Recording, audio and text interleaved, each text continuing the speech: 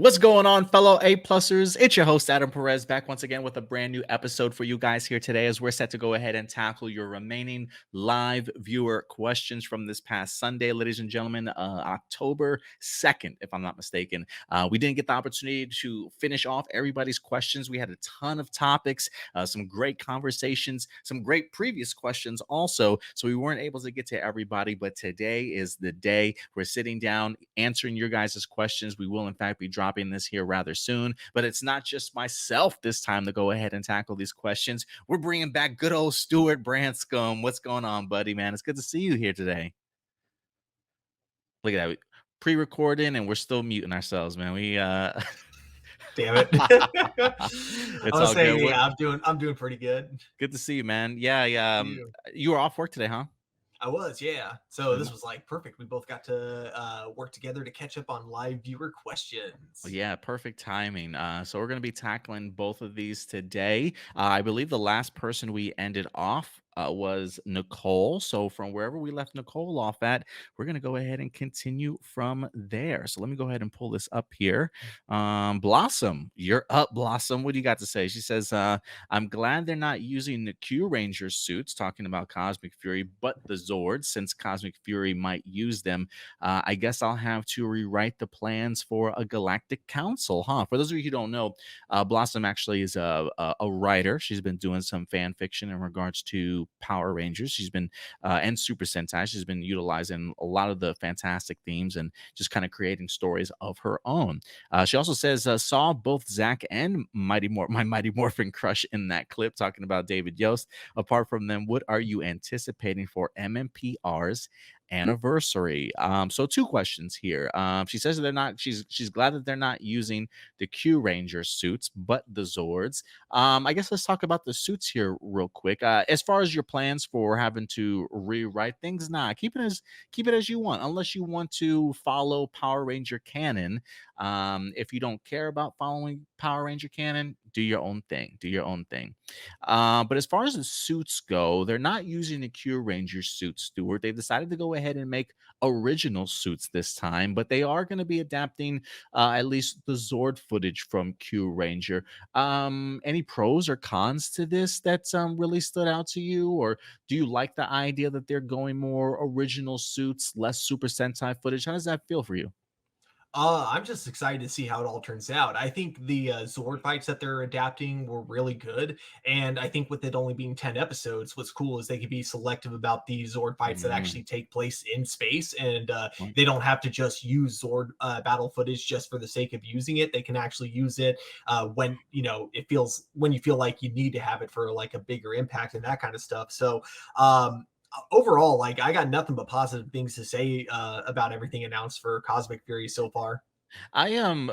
Yeah, the Zord footage I am fascinated with. With 10 episodes, it does make me wonder if the format of the storytelling will be different also.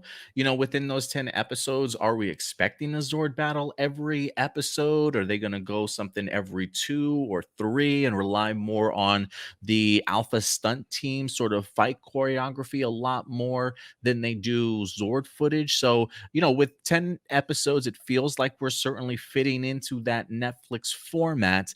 How much more the Power Ranger format actually changes will be interesting. So, when you say select Zord battles, I do think that they should be pretty particular about what Zord battles they certainly decide to use in regards to this adaptation. Let me ask you a question also, because of the idea of the Illuminati. I don't know why I did hand quotes like they're not real, real company. The Illuminati, recently has been coming out and offering some apologies and like taking back their Hasbro and Toei split speculation that we kind of talked about. I think I might have talked about it in the Hasbro PulseCon 2020 recap. One of the things that I am hearing, the idea of just using the Zord battles, do you consider that a fair adaptation? Or are you not looking at this season as an adaptation based off of the limited Super Sentai footage? I mean, I'd still consider it to an extent to be an adaptation because kind of in the same way MMPR season 2 was an adaptation of Die Ranger, and then same So with you do you season do 3. So yeah, you do view that as an adaptation of Die Ranger, even though it was just the Zords? Yeah, yeah, I don't see why not. Not like it's not a full adaptation like other seasons, but it's still an adaptation, a low key adaptation, I guess you could say. Yeah, I get that. I guess I'm kind of on the fence a little bit. I don't know if I would call it a full adaptation or not, but I guess I probably have to. If Simon Bennett is saying yes, we're adapting Q Ranger, and what he means by that is the footage, I guess there is some level of adaption there. So yeah, so we'll see. But I love the idea of at least of a good of original suits. I think that was certainly the cool, the smart thing to do. Even though those Q Ranger suits are pretty badass, if you ask me. They are. I think the only concern I kind of have, but Simon Bennett seems to reassure people that this isn't going to be an issue. The Zords, you can see the suits inside the Zords because the cockpit is basically like Mm, see through. yeah, the So I bubble and am stuff. kind of yeah. So I'm curious if they're just going to use like VFX to like kind of make the colors like essentially shine a little bit more so you can't like see through them, or if Mm. maybe they have like if it's like the other like kind of Nickelodeon seasons where their suits kind of change when they go into the Zords, but for Oh, I this see what you mean. particular case, it'd be a full on. It would be like a full on costume change. It wouldn't even just be like armor. So I don't know. Yeah, I honestly haven't watched too much of Q Ranger. I think I watched maybe the first 2 or 3 episodes, and I just never revisited them. So I'm not too familiar with the footage that they have from the Zord battles. I just remember the orbs that they would sit in, and I do wonder if like Simon Bennett and them are going to go the route of original cockpits at least. But we'll have to see. We'll see how it turns out. Anything that you're anticipating for the returning MMPR characters? She says, apart from Zach and Billy being shown in that clip, apart from them, what are you anticipating for MMPR's anniversary? I'm still trying to figure out if we're getting if is this a special and a 30th anniversary season? Are they combined? Is Zach and Billy just showing up for the 30th season? Is that how like are they putting them all together? Are they linked in some sort of like the special goes first and then the season or the season and the special? I don't even know how to parse through the information that we have. What are you expecting though? I'm thinking it's going to be, just the one episode thing. Like it might be a little bit of a longer episode than the other things, but I'm kind of expecting somewhere between Dimensions and Danger and Forever Red. So in other words, like I'm expecting it to be something memorable and good. I'm just, not expecting it to be like so mind blowing, amazing, like reinforcements from the future or any of those kind of crossovers. I'm expecting this to just be a really fun memorable kind of a thing. And one thing I hope we get, and I know this will probably some people might be mixed on this. I hope we get kind of a morphing sequence with the Mighty Morphin Power Oh. Rangers, like essentially the same morphing sequence from before, but like instead of using the stock footage, actually use like the actors as they are now. I kind of dig that, man. I would absolutely love to see that. That was one of the things I was kind of hoping we would have seen with Jason in Beast Morphers when he morphed. I don't think we got the him as uh Tyrannosaurus, did we? I'm trying to remember. We did, but we didn't get like the green screen background that we usually Like the get when they whole morphing it was sequence. like, yeah, he morphed and then we see him kind of morph from the outside, but we don't get that like, reused the I mean, obviously it's there to like save money and nothing else. So that's probably why they didn't bother to use it because obviously it would cost money if they were trying to make their original morph sequence for one episode. But I figure since this is a special, I figure it's worth the cost. Yeah, no, I feel you there. Yeah, I don't know what to expect from this. There's a part of me that kind of wants this to be a anniversary special where it's literally just a one-off, whether that be like an hour-long movie or something like that that drops on Netflix, and then that leads into like the 30th anniversary season where maybe the MMPR cast and Yen get like maybe one episode.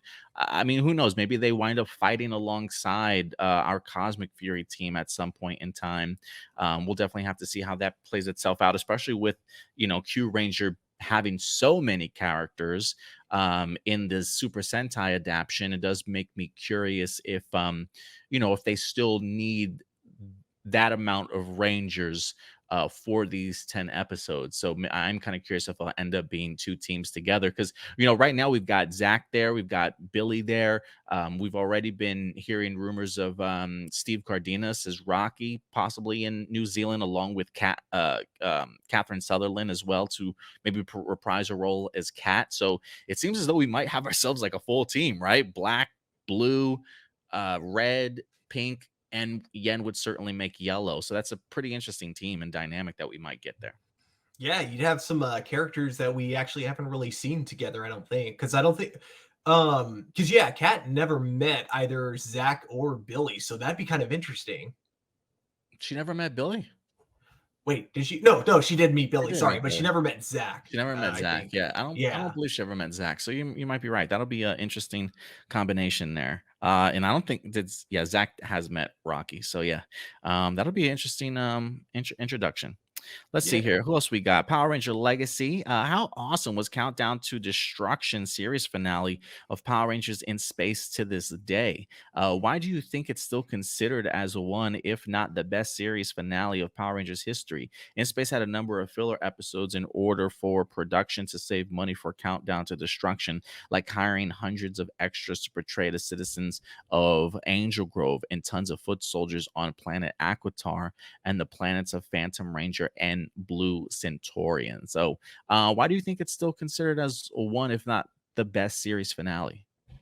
I think for one, they just they really took themselves seriously and really embraced like what they had accomplished over the last 5 years. I think it really felt like we saw everything kind of coming full circle. We got a wrap up for everything, including like the seasons before it. Like not every detail from those seasons, but we got to wrap up with our villains with seeing them like suddenly kind of turned good. And then also I think my favorite thing about to Destruction is the Bulk and Skull moment. The fact Oh that yeah, we saw the two comedic goofballs suddenly like kind of take a turn into stand. heroes. Like Mhm. I love that moment. So I think just a mixture of everything, is what kind of worked for it. Yeah, I definitely agree with you. I mean, I definitely do think the Andros and Caron storyline or Astronomer storyline was super powerful, and I do think that that was a really great. Like, I don't know if we had ever seen brother versus sister on Power Rangers before, but I did think that that was a pretty monumental storyline that they got. So I do think that that was emotionally moving for people that wind up getting us really attached to the storyline at hand. But I do think what you talked about is probably the key. I think it's the idea that it managed to wrap up like 5 years worth of storytelling overall. So it never felt like a series finale just for In Space or for one show or for a small limited number of episodes. It felt much bigger than even the In Space season itself. And it really comes down to the idea of them having to have wrapped up literally like a whole era of Power Ranger storytelling, which was pretty epic in and of itself. So, and I do think that's another reason why it for me at least, it was always so important for them to stick with the formula of keeping the cast together for as long as you can and allowing the fan base to grow. Even if you eventually had to switch them out, there were some characters that we hung around with for like 3-4 seasons, before they actually got the opportunity to change and pass down the mantle and their powers and stuff. And I think that's pretty impactful as well. So to have those characters come as far as they have, still having some characters from season one in regards to at least Zordon being all the way there towards the end, and wrapping that all up, I think all of that was super important and went a really, really long way. So, but I think you definitely nailed it, Stuart, there. Speaking of Stewart, we got another Stewart here. Can I say that I really, really love that Lightspeed Rescue was the first Power Rangers series where the Ranger powers and all of their weapons, gears, and Zords were designed and created by military base organization. This really allowed the show to create Power Rangers exclusives like the Mega Battles or Battleizers for the Blue and Green Rangers, the V Lance weapons, the Cyborg Rangers, and of course, our first American made Ranger, the Titanium Ranger with Ryan. Yeah, I was always a big fan of the Titanium Ranger. At least his design was pretty cool to me. Yeah. Yeah, I feel like Lightspeed Rescue was kind of like, I mean, you got a little bit of it with Lost Galaxies, but Lightspeed Rescue was like kind of to me the one where it really showed the show was like trying to grow with its audience. So it had like a much more kind of mature tone than the other seasons. And I mean, you kind of had that within Space, but within Space, they kind of had to earn that mature tone. Whereas like with Lightspeed Rescue, you kind of had it from the beginning. You know what I mean? Yeah, I mean that was the first time we had a military base organization run Power Rangers. First time they were like with, or they were the ones like in charge of or they were the ones who created the Power Created the powers, Rangers. right? Okay. Yeah, Yeah, gotcha. That was a pretty cool change of pace for the franchise, I think. Yeah. Roberto, if Yen were to actually be introduced in Cosmic Fury as Trini's daughter, do you think Simon Bennett and Hasbro spoke to David Yost and Walter Jones and then to Hasbro to reach out to Toei's family in order to get permission to use a Twee if they were to use real life photos of her? I can already imagine pictures of Twee being recreated with Yen. It would be so emotional if Yen kept a box of Trini's communicator and a power morpher with a picture of her and the original MMPR team.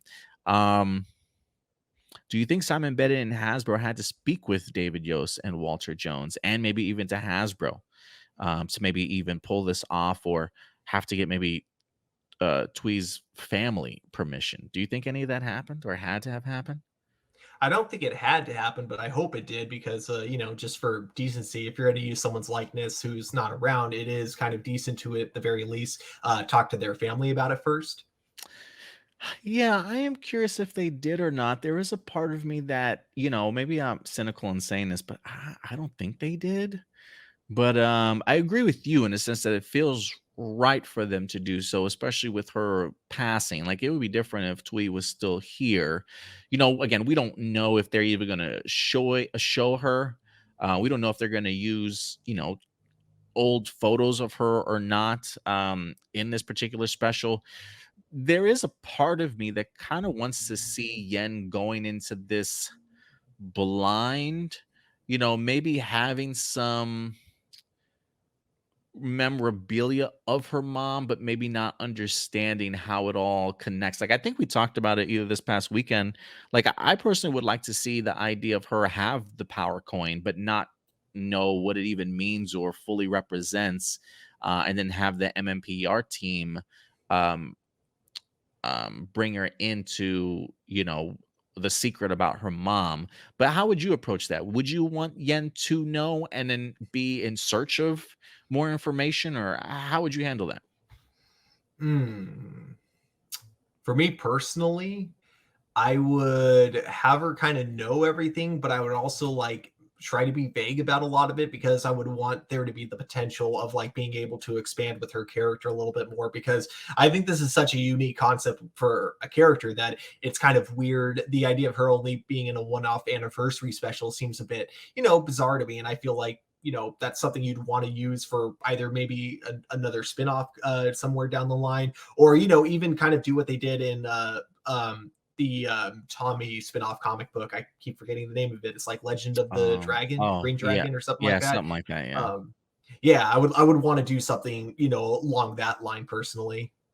Gotcha. Well, we'll see how they decide to pull that off. But yeah, I'm not sure if they had to ask for permission for David or Walter. I mean, I got to think that again, we don't even know if that's Simon Bennett and them working on this project, or if they've got other writers that are working on this type of thing. Again, I'm under the impression that it's maybe a special and a 30th anniversary, but it could just be combined as one. And even if it is combined as one, yeah, I mean, maybe David and Walter. I just don't know if they went to her family, but I think maybe David and Walter they might have spoken with about. But we'll see. We'll see if any new Yeah. information shines light. Gabriel, what's up, Gabriel? I hope the final season of The Flash really does a great send off of the entire Arrowverse as a whole, and not just for the Flash series itself. A lot of the characters have already gotten their send offs. Considering Superman and Lois series is no longer in the same Earth anymore, which still makes me scratch my head. I would really appreciate if Melissa Benoist returns as Kara and Steven as in some form. The mini crossover we had in the beginning of season 8 pretty much gave us cameos from Supergirl, Batwoman, and Legends of Tomorrow. Um, I do hope that it's a proper send off. I'll make a prediction right here, Stuart. Mhm. Melissa Benoist and Stephen Amell will be returning. I really hope so. Because I'll predict that right now. yeah, I think like as a trio, like they were basically kind of like the Arrowverse version of the Trinity, essentially. Yeah, Where like the Arrowverse is Superman, Batman, and Wonder Woman, except for here it was Arrow, Flash, and Supergirl. But that's exactly who they yeah, were. yeah, so I hope so too. And yeah, like he even said, and I think I've even brought it up before, The Flash has gotten two series finales at this point. Season 7 and season 8 were basically series finales. So there's no Mhm. reason they can't give a little bit of closure to Legend and Batwoman, since those two shows kind of ended on a cliffhanger. I'm not saying they have to like make a Legends of Tomorrow and a Batwoman episode, but at least have like a character from Legends kind of maybe catch the Flash up on things that have gone on, since the season finale. Let them know, hey, we're no longer trapped in a time prison. It's all good. Is was Katie Lott still on the show? Uh, well, Was yeah, she? she was still in Legends, which is why it would Okay. be easy to bring her onto the Flash, I think. Yeah, so I was thinking if we bring anybody, maybe Katie Lotz would be a great one.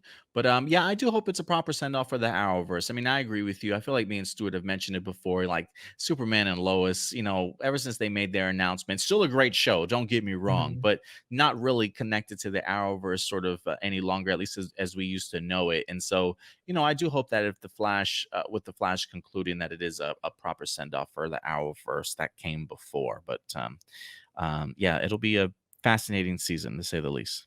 You know what's kind of funny to think about? What's up? Technically, Stargirl has more connective tissue with the Arrowverse than Superman and That's Lois. crazy to me. Yeah, that's so crazy to me. Was that Jay Garrick from another universe, or was he our Jay Garrick? So that hasn't been. I'll be fair and say that technically in universe it hasn't been explained yet. But according to both Jeff Johns and the Flash writers, they're saying that it is the same Jay Garrick Jay Garrick. in both shows. Gotcha. He just travels between universes. Gotcha. Okay, that makes sense with his power set. But you never know. I mean, we thought Superman and Lois was Exactly. So they so could yeah, change their mind last minute later and be like, "Oh, we yeah. changed our mind. It's not the same Jay Garrett." Yeah, yeah, absolutely. Alexander, have you heard of the speculation that Rocky and Kat might be in the 30th anniversary with Zach and Billy? If so, would you feel Rocky and Kat being in it would seem out of place because they never met Trini during MMPR? If we do get the focus on Yen, plus who else you think and might end up popping up in the anniversary? Either it's part of Cosmic Fury itself or separate. All right. So yes, we have heard the speculation of Rocky and Kat. We actually just mentioned it here within a couple of questions ago that they are rumored to be out there. I do believe that they're out there filming.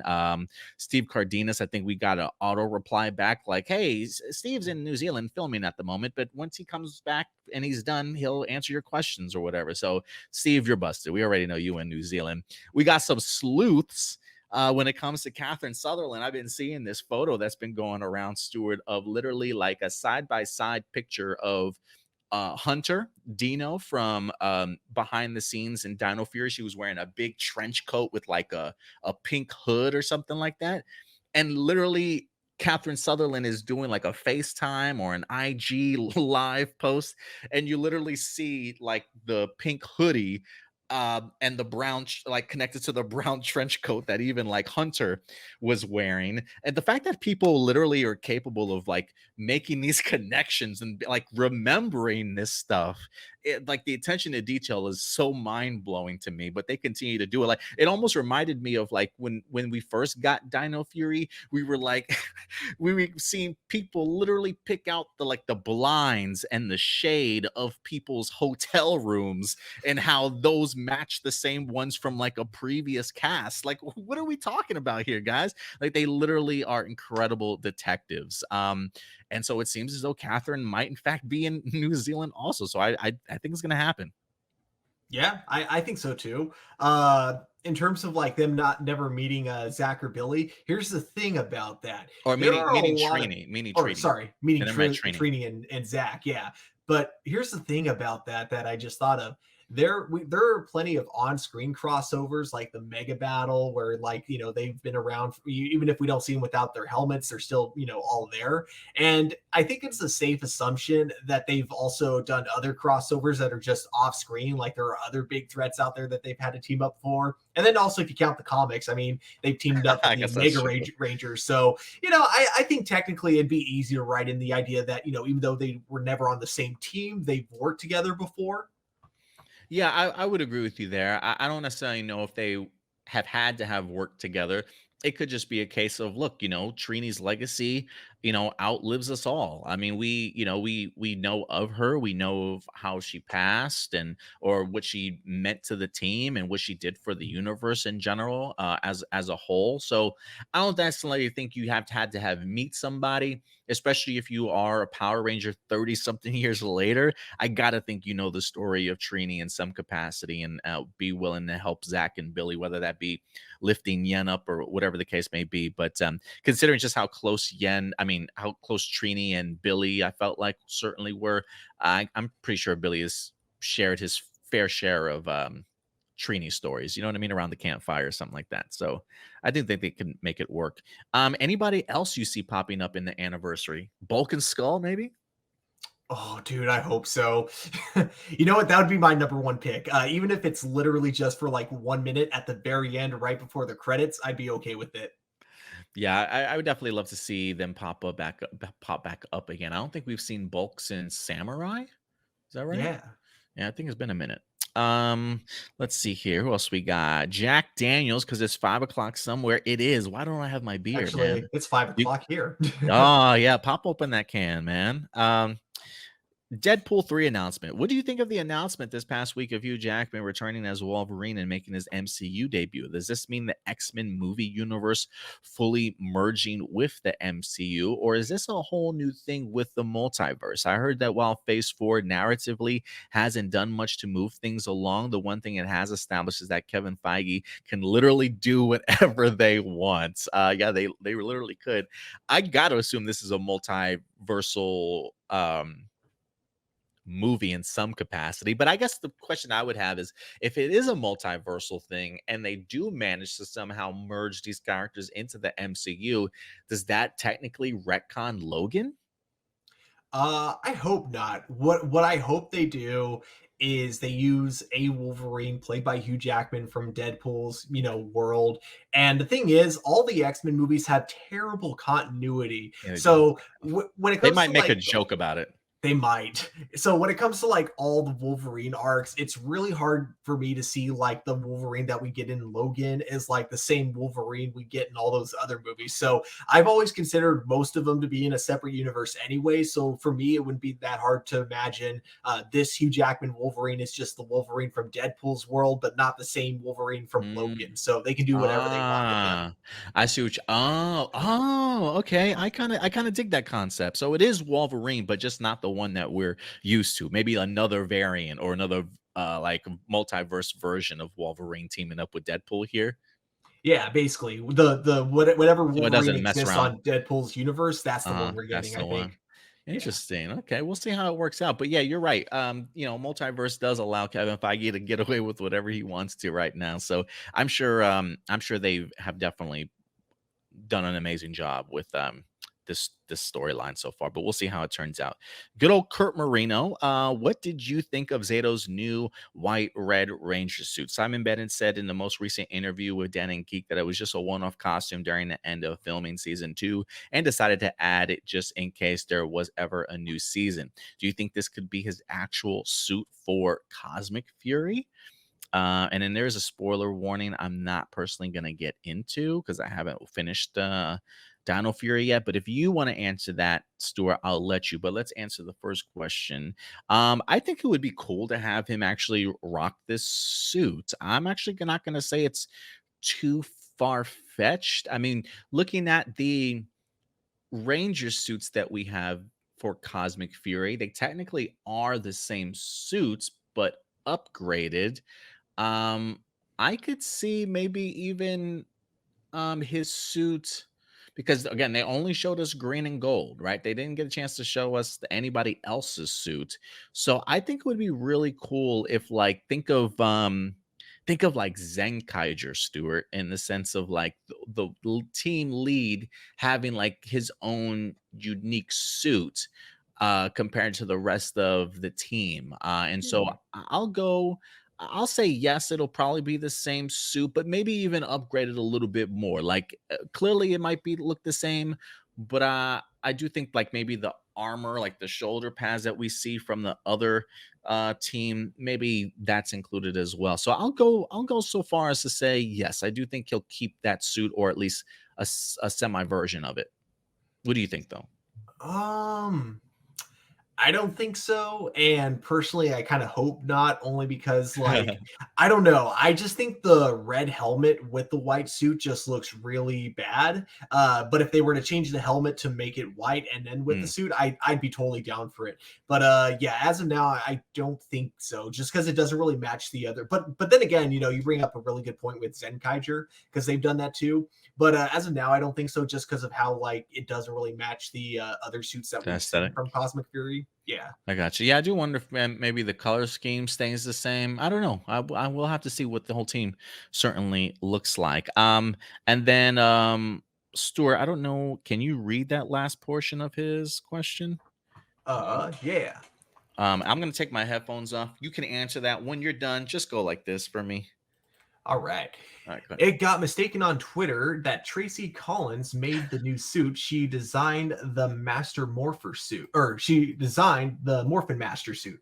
Sarah Voon, our costume designer, designed Zato's new suit. At the time, we weren't thinking, new costume for a subsequent season or anything like that. It was just a one-off costume for one scene only. It was because towards the end of the season, the production under quite a lot of pressure, terms, resources, and time, because scripts are coming out late, much closer to shooting. The further you get into production, the less time there is to plan. Simon Ben.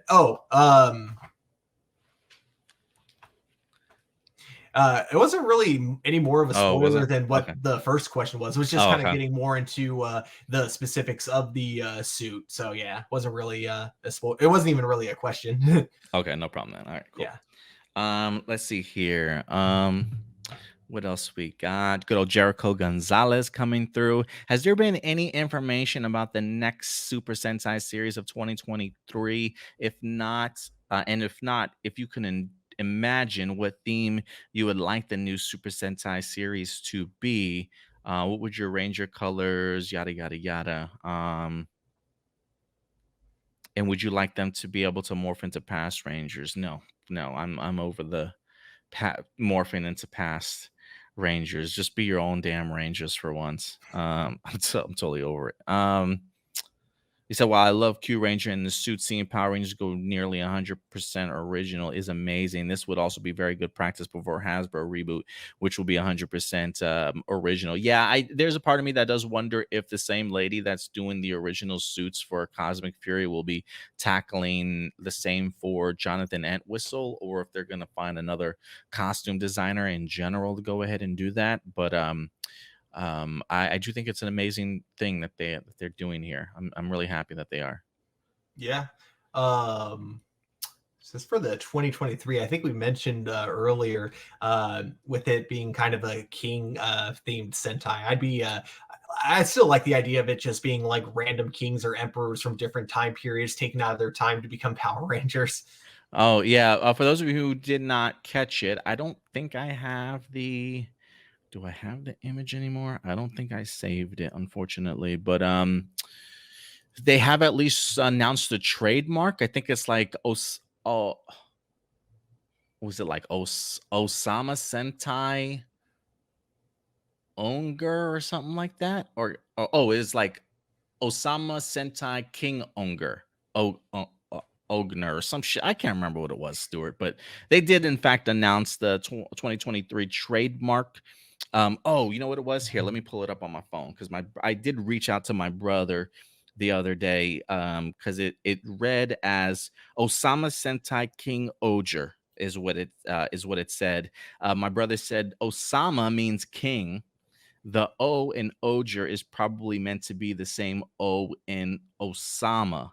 So, when he says Oger being the same as Osama, I'm like, is that King Sentai Kinger?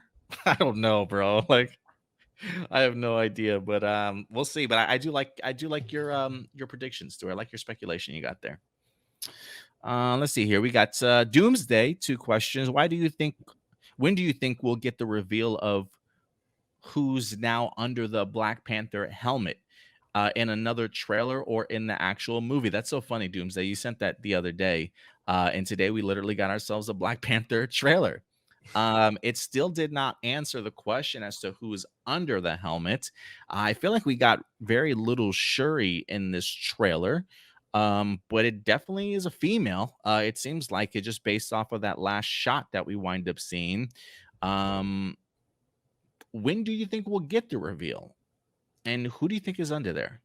I think we already got it because of the The toys. reveal? Yeah. Oh, So okay. it's Shuri for sure because I think Okay. they had some like Marvel toy leaks. You know what I mean? Damn toy leaks. They always get to it before anything else. Yep.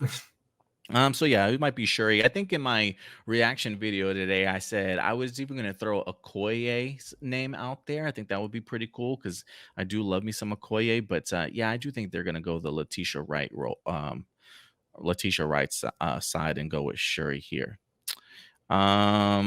Great trailer too, by the way. Oh yeah. What was your initial reaction around Reynolds' video announcing Deadpool 3? I'm almost lost my shit, man. I was not that was like the last idea I ever I don't want to say the last idea I ever well, I guess it was the last idea because Hugh Jackman sounded pretty adamant about never returning, but I guess all it takes is a one good friend to make you change your mind and come back into the fold. But yeah, how was your reaction? My jaw dropped, and yeah, it just takes one good friend and that Marvel money. So, That's but yeah, true. no, my jaw dropped, and I was at work when I saw it. So I was that annoying coworker that was like, "Did you guys see the news about Deadpool 3? Oh my god, it's so cool! Hugh Jackman's gonna be in Deadpool 3! Oh my god!" I love it. I love it. Yeah, my girlfriend was pretty hyped when she heard the news too. Good old Carter Matthews. When we eventually get to Secret Wars in the MCU, and with Hugh Jackman returning in Deadpool 3, I would do anything to see a sequence showing the original X-Men Fantastic Four and Tobey Maguire's Spider-Man fighting together. You know, Carter, you had me until you said Tobey Maguire's Spider-Man, man, and then I just jumped off board. I definitely don't think. Well, look, it's just look, Stuart. Never say never, bro. you know, Mhm. I want to say it's not happening, but you never know. Like, I just got to think Tobey Maguire's done as Spider-Man. Like, I felt like he had his proper farewell in No Way Home. So I personally don't need to see him in Secret Wars, but Secret Wars is going to be massive. So I am expecting a huge battle. Had you said X-Men, Fantastic Four, and the Avengers, I absolutely do think that we're gonna be getting to see something like that. But what do you think, Stuart? Yeah, I'm pretty sure. I'm sure it's safe to say we're going to be getting so many different Marvel characters from different franchises that existed before the MCU.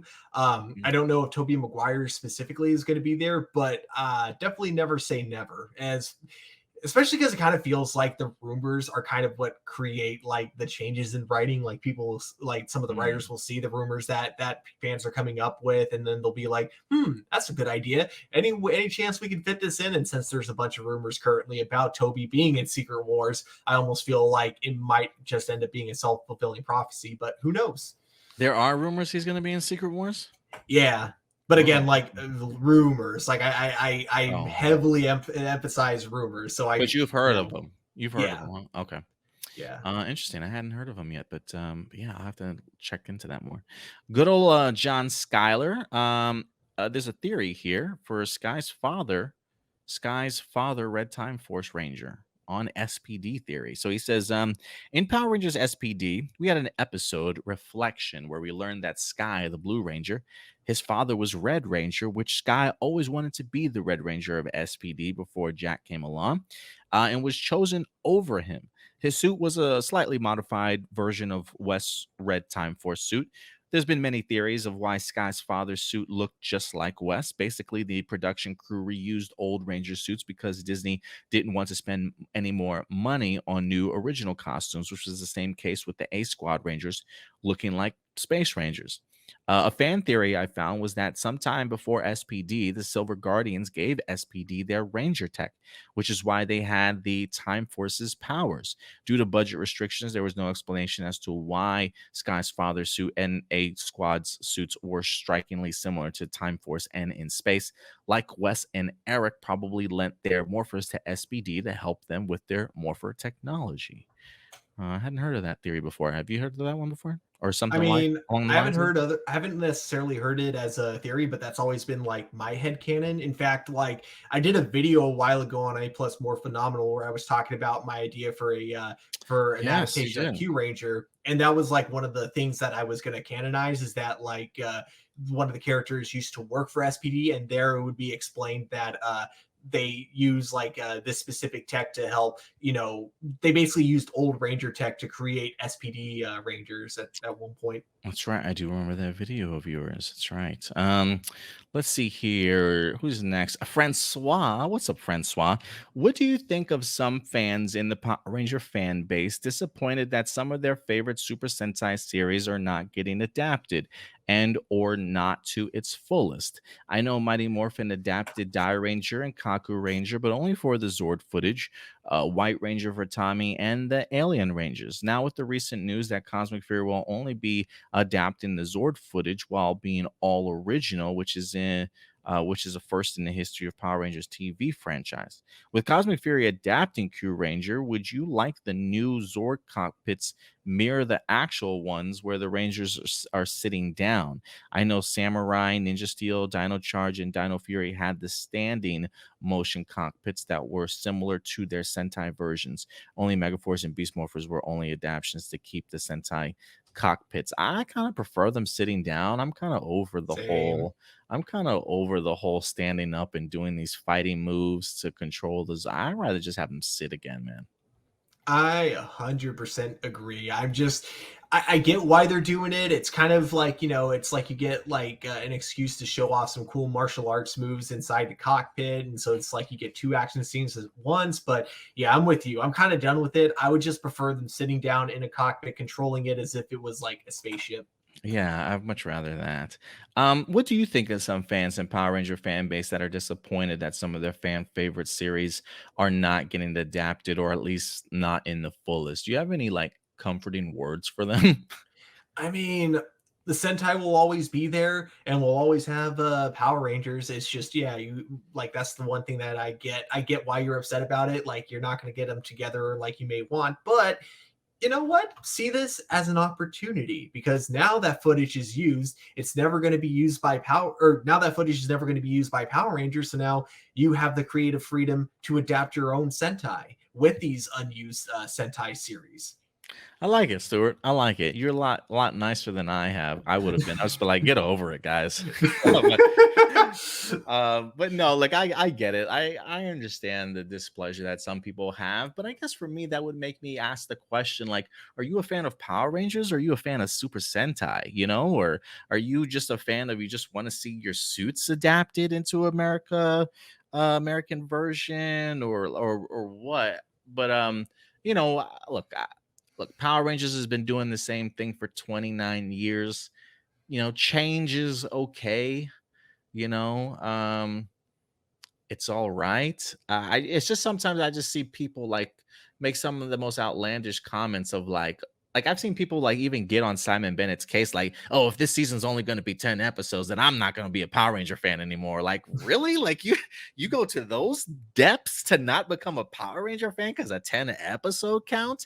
And I feel like the same thing with some people that are upset that they're no longer utilizing Sentai footage or not as much as they used to. And I get that that's how Power Rangers has been done for years, sort of thing. But change is okay. Like it allows more for much more creative freedom. I bet you probably get better Power Ranger storylines than you have in years, not having to rely on Super Sentai footage. I mean, I think Dino Fury is a perfect example of that, and they have used Super Sentai footage in a minuscule amount sort of thing. So I just think it has to do with, I think we've been so trapped and closed-minded with how Power Rangers should be that we forget that Power Rangers can now be almost anything that it wants to be. And maybe that does bring some worry and disappointment to fans because they don't necessarily know what they're going to get.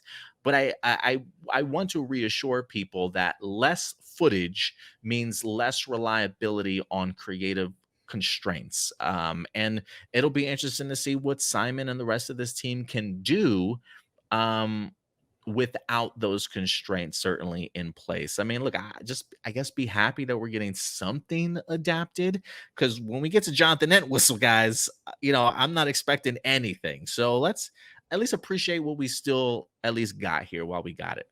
Yeah.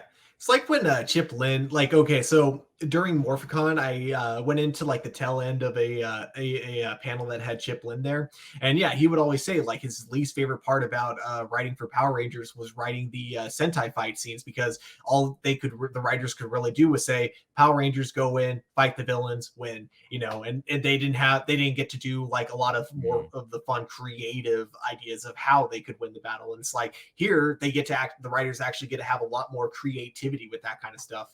Yeah, absolutely. It's because it's not just fighting. There are storyline beats and moments that can happen during these action sequences, that maybe creatively they want to be able to add to these fights that they may not be able to because they're stuck adapting this type of content. So, I just it's okay. It's Mhm. okay. Don't be disappointed. Let's be a little bit more open-minded and give things a shot, especially when Simon Bennett and the crew, if you ask me, have proven themselves this season, and even for some people, might even say beast morphers also. But I think it's worth allowing them to give this a shot. Good old Chris Crossman says, with Lord Zed being the big bad for Cosmic Fury and him bringing new villains that are all brand new, original, according to Simon Bennett during Hasbro PulseCon, do you think having new introduced villains is a good idea considering Cosmic Fury will be 10 episodes? But if those episodes are around 40 minutes to an hour, maybe those characters could be fleshed out in such small amount of episodes. I myself really like the 10 episode count. It allows for no fillers, just complete focus, and you would really give the whole running out of time, this is urgent kind of vibes. So picking up the Ooh, that's a pacing good maybe a point. little bit. Yeah, definitely, very much so. So yeah, do you think having new introduced villains is a good idea considering 10 episodes? Yeah, I mean, as long as Zed is like the main villain, I don't think it really matters too much where a lot of his henchmen and everything comes from. Zed's kind of the main one we got to have the backstory for, and we already have it. Yeah, I would agree with you there. And I am kind of curious as to how many minutes this show is really going to be. I can't remember if we talked about it yesterday in live viewer questions or not. Or maybe I was just talking to myself in my head, but I kind of dig the idea of anywhere between 30 to 40 minutes. Like I think we talked about like the Cobra Kai episodes, a length of episodes for this season have been coming in around like 35, 37 minutes. I think that's a perfect amount of time to tell the story that you want to. I don't know if we'll get 40 minutes to an hour, but there's a part of me that thinks that it's going to be at least maybe over the traditional like 22, 25 minutes, but I could be wrong there. Yeah, I was saying yesterday. I think 37 would be a perfect number for Power Rangers. Yeah, so we'll see what they wind up doing now that they got that Netflix money and format. Morgan Hutchinson, she says, "What do you think of Chris Pine? Excuse me. What do you think of Chris Pine and Zoe Saldana?" Star Trek reboot trilogy, Star Trek Into Darkness and Beyond, and why all three were such incredible hits. And what are you most looking forward to for a potential fourth installment? I was a big fan of the first two. That first Star Trek is another movie for me at least that I really love just putting on repeat. I feel like it's a movie I can constantly watch over and over again, and it's thrilling and exciting and just fun each and every time. Into the Darkness was a pretty good one. Beyond is kind of where it lost me a little bit. I don't know what it did in the box office, but I thought that was kind of a disappointment. How did you take Beyond? Did you feel it was well received, or I'll have to look up the box office when as you're talking. Holy shit, I'm not alone. It's just so funny to hear you say that because for a while I thought I was the only one who Star Trek Beyond was like.